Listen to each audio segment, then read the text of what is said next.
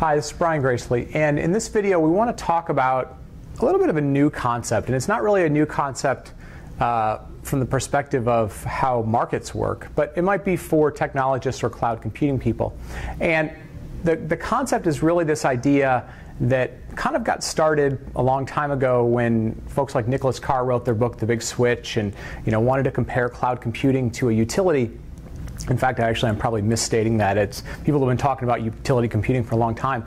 But what's been evolving over the last couple of years and is starting to get more and more visibility is a concept that's been going on in the financial services markets, the commodity markets for oil and gas, and any sort of commodity that's a raw material or anything like that. And it's really this idea of thinking about cloud computing as purely a raw commodity resource, and then being able to put the markets around that, whether those are spot markets, which means I can buy them at any point in time, or future markets, which means I can buy a contract for them at a future point in time.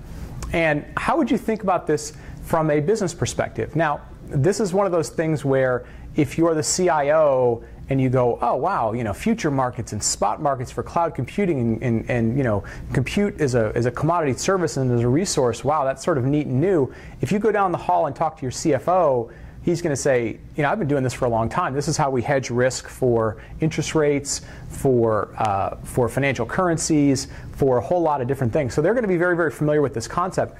Now, why is it useful to the CIO to sort of start to wrap your head around these kind of concepts? Well, as you leverage more and more cloud computing resources, on-demand resources, and you want to be able to say, hey, I can go to my CFO, I can go to my lines of business, and we can help cost out what your projects are going to look like, especially if you've got projects that are far into the future. It's worth being able to say, hey, what is something going to cost? And it's really important to be able to say, what's it going to cost at any point in time in the future, because future prices might change, prices might come down for technology. You may want to plan to make sure you've got the right amount of resources available 3 months in the future, 6 months in the future. You may want to say, well, we know we're going to need between X amount of capacity and Y amount of capacity, but we don't know exactly how much it is, so I want to plan to make sure that we're not going to be short, something like that. And so what we're seeing in these markets is really this evolution that says, I want to be able to do a couple of things. At any point in time, obviously, I've got on-demand resources, and I can get those from public cloud providers, and more as people are building private clouds, they're able to provide on-demand resources. Now, that's just the resource themselves, but what's the cost of that? Well, hopefully, for any of these on-demand resources, you've got a price that you can immediately see. Now, I may want to look at buying resources in the future, right? And now I may want to do that where I say I'm going to buy, in essence, a longer-term contract. But by buying that longer-term contract, my prices are going to come down. So we'll call this sort of longer-term contract prices for on-demand resources. And the hope is that these will, by buying ahead, buying in bulk, the price comes down.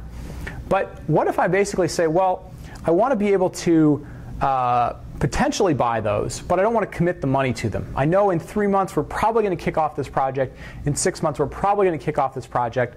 And you say, while it's very possible that technology prices will come down, that's not guaranteed. We've seen incidents happen like what happened in Asia with the tsunami where, storage disk drive prices went up. So, it's not a guarantee.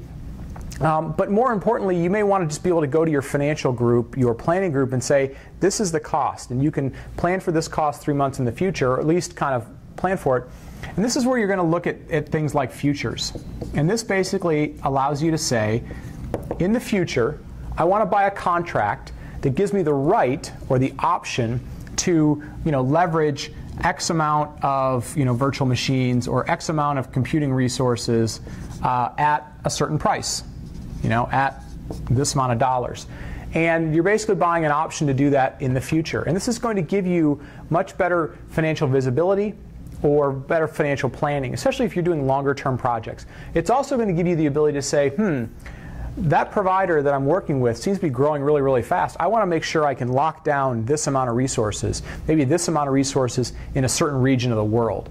And so, you're going to see these sort of future contracts and future markets evolve that let you say, I want to reserve quantity, I want to reserve geography, I may also want to reserve capabilities, right? I want all my resources to be the fastest ones possible, the cheapest ones possible, some mix of those things.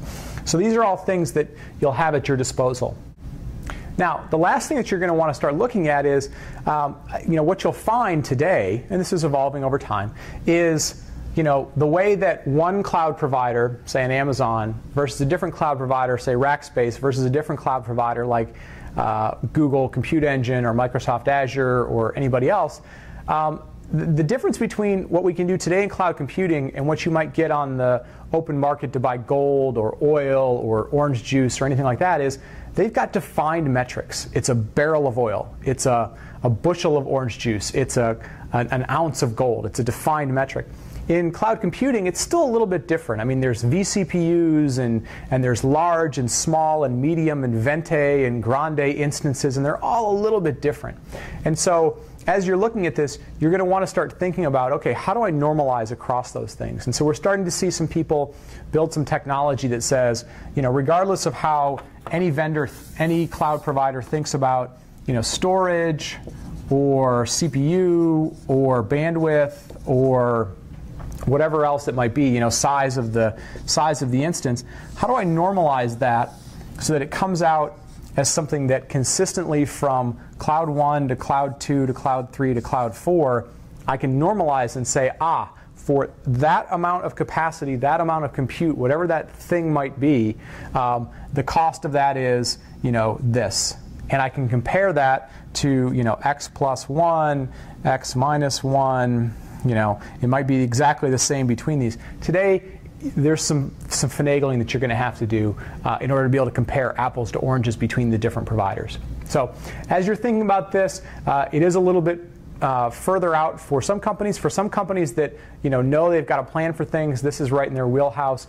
It's something that the CIO and the CFO probably should be starting to get together and talking about, because as I want to be able to know what my prices cost, I want to be able to manage demand with cost on a much better level. And really cloud computing brings that from an on-demand perspective. It's important to understand all the different ways that you can buy the service, and it's really important to understand why you would want to look at on-demand versus futures, and then be able to look at how do I compare those things across different kinds of providers and different services. So again, kind of an emerging trend for cloud computing, but really, if we get to a point where we say, hey, as an IT leader, as a business leader, I want to be able to leverage technology on demand to drive something for the business, just like every other part of the business does, it's really important to understand this evolving concept and watch as these markets evolve and how you can take advantage of them. So hopefully this was useful for you. Thanks for watching, and have a great day.